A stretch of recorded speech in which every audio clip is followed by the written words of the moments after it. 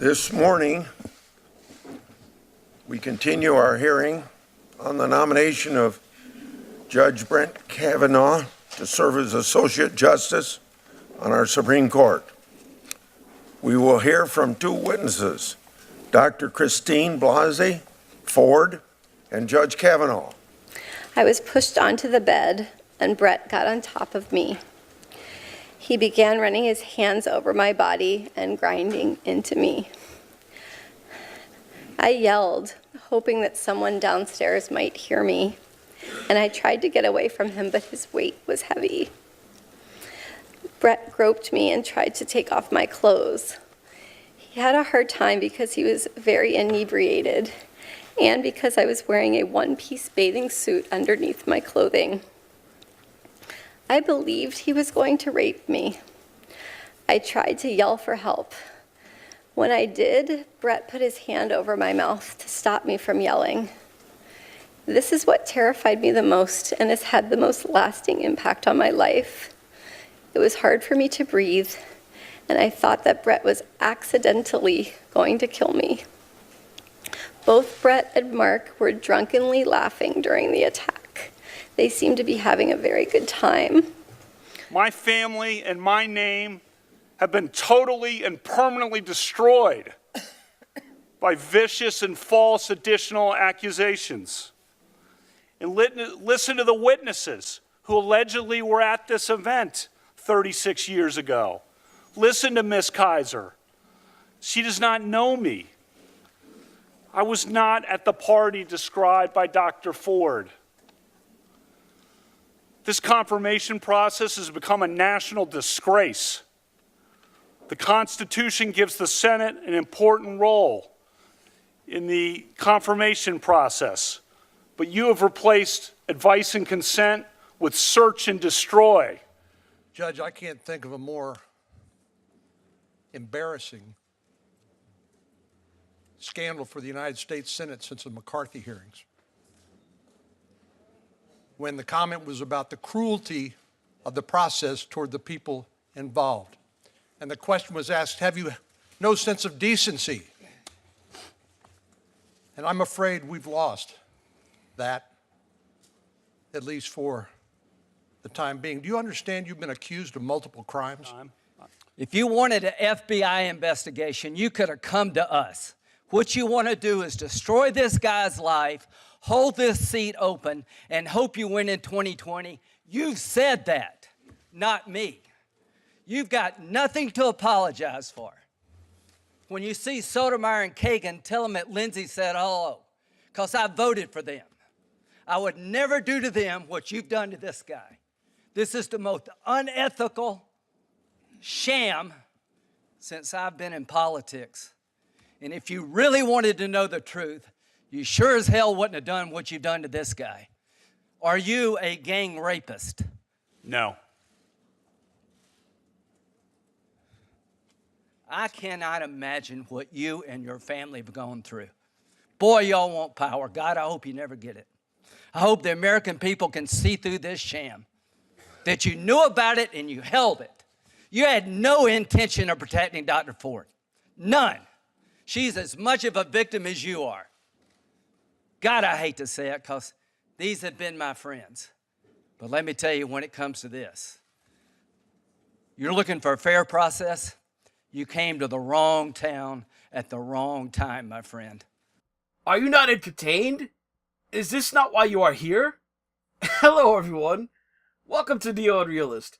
The Senate Judiciary Committee met yesterday, September 27th, 2018, a date which will live in infamy.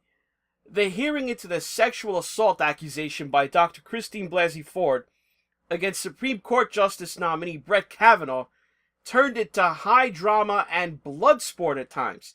Emotions were flying around that hearing room as the day started out tense, with Christine Blasey Ford as the first witness. Her opening statement and the round of questioning for her, they all got 5 minutes each, one round for both Republicans and Democrats. And while her testimony was short on verifiable facts, the Democrats, they went for full emotional impact. And I have to concede that on that level, Christine Blasey Ford, she nailed it. She made for a very credible witness, as all the mainstream media annoyingly kept repeating yesterday. And I think that, that given that, though, people put way too much weight into the credibility of witnesses. Because if you follow trials, both sides, especially in high-profile cases, they tend to put on convincing witnesses. And more often than not, in my experience, the accuser and the accused in these things, both sides, whether it's a rape case, a murder trial, whatever, you'll often come away after seeing both sides speak, and you'll just think, just in terms of credibility, that they're both convincing. I mean, every accuser seems sure that the person that they finger for the crime is guilty, and every accused will usually insist with equal fervor and passion that they're not guilty. So the only problem with Dr. Ford's testimony yesterday, at the end of the day, was that the few pieces of evidence that we have just don't line up with or support her story. She provided no new information to counter the fact that apart from Kavanaugh himself, who you would expect would contest her version of events and deny he did it, all three of the other people that she named as having been at the party, including her own lifelong friend, Leland Kaiser, say they have no memory of ever having attended such a party. So the party even happening is being disputed. So more importantly, her friend Kaiser said she doesn't know Brett Kavanaugh and has never attended any party with him and Ford. The witnesses she named didn't just not corroborate her story, they refute her story. But that didn't matter yesterday. I mean, the Democrats, they went full emotion over facts, and for what it's worth, she did that job well. And by the time she was done, Brett Kavanaugh had to come from behind a long way to salvage the day. Now, the Republican senators, they played possum all morning, letting a female prosecutor from Maricopa County handle all the questions on their behalf, and it looked stupid. And with the 5-minute alternating rule, it was kind of dumb. She couldn't ever really get a train of thought going. But I think their thinking was they just wanted nothing to do with this witness. They wanted to avoid any optics or sound bites of quote unquote old white men badgering a vulnerable sex assault survivor. They just wanted to get her out of the hearing room. Thank you, Dr. Ford, for your testimony and coming out here. They just didn't want to open up any bleeding wounds on any of the so-called old white men. Then it was Kavanaugh's turn to testify, and I did think he read the moment perfectly. He knew he had the evidence on his side, but that a stoic, anodyne, and pure logical presentation just wasn't going to cut it, knowing that as he knew beforehand, that Christine Blasey Ford's testimony was going to be, likely like a sledgehammer emotionally. So he tossed out his prepared statement that was released last night and rewrote it. And he went from the gut and he delivered an opening statement for the ages, full of righteous fury at Democrat senators and staff that these people made his life the last 2 weeks a living nightmare. He breathed fire like Godzilla burning down Tokyo. I've rarely seen a witness go directly at senators in a hearing like that. I mean, that shit just doesn't happen.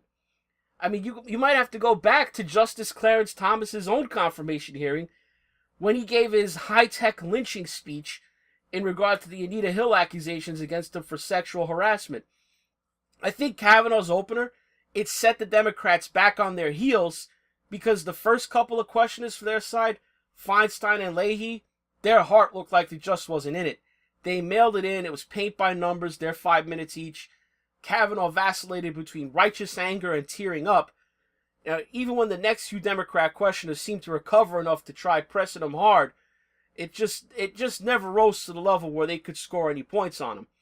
In fact, he dialed back the emotion after all. I think it was like the Amy Klobuchar questioning was the turning point in that, when he actually apologized to her for going back at her with a question, and that seemed to disarm her a little bit. She seemed a little bit surprised.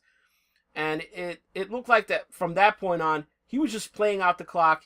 He started filibustering a few times, just knowing that 5 minutes, it's not a lot of time for somebody to develop a sustained attack on you, especially if you're going to be deliberately long-winded in your answers, as he seemed to be.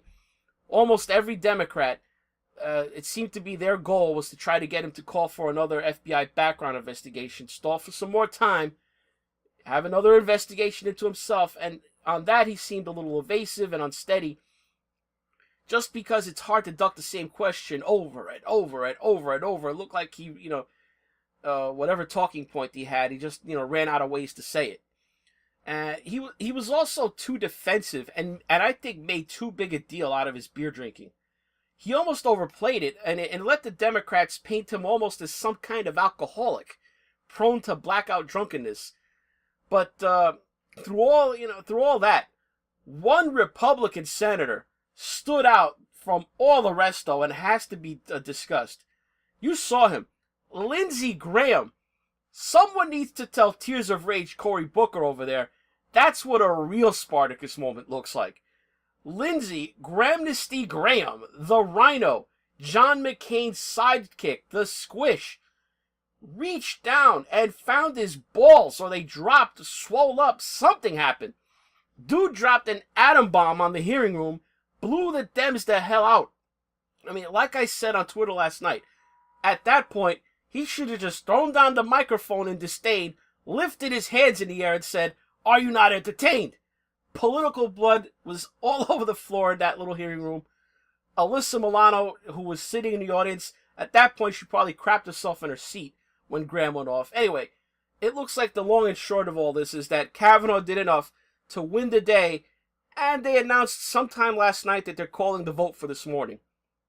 And by the time you see this, the vote should be taking place or have taken place already, unless there's a last-minute hiccup. The American Bar Association came out late last night and called for a halt to the hearings for another FBI investigation. We'll see if the Republicans just do what they should and ignore this latest stunt and hold the vote, or if Grassley caves and fumbles. But barring something like that, Kavanaugh's chances look good going forward. That's all for this The Unrealist.